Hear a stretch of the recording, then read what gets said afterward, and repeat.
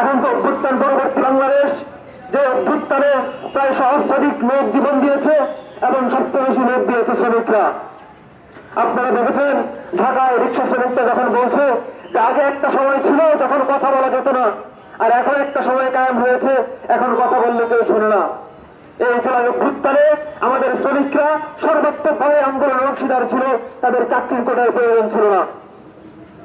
আজকে যখন অভ্যুত্থান পরবর্তী সময়ে রাষ্ট্র সংস্কারের কথা বলা হচ্ছে, অভ্যুত্থান পরবর্তী সময়ে যখন একটি সকল শ্রেণী পেশার মানুষের জন্য প্যারালাল একটা রাষ্ট্র ব্যবস্থা কায়েম করার কথা বলা হচ্ছে, তখন আমরা দেখছি এই রাষ্ট্রদ্রব্য কিভাবে আমাদের শ্রমিকদের উপরে শোষণ নিপীড়ন জিয়ে রেখেছে।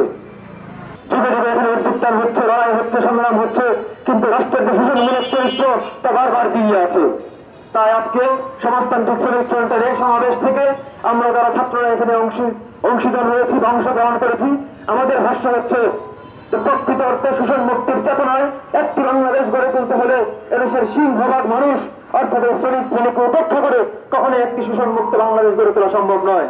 আগামী বাংলাদেশের একটি শোষণ মুক্ত নিপীড়ন মুক্ত গণতান্ত্রিক বাংলাদেশ গড়ে তোলার জন্য শ্রমিক শ্রেণীর নেতৃত্বে একটি অভ্যুত্থান আবশ্যক এবং সেই অভ্যুত্থানে আমরা অংশীদার হব।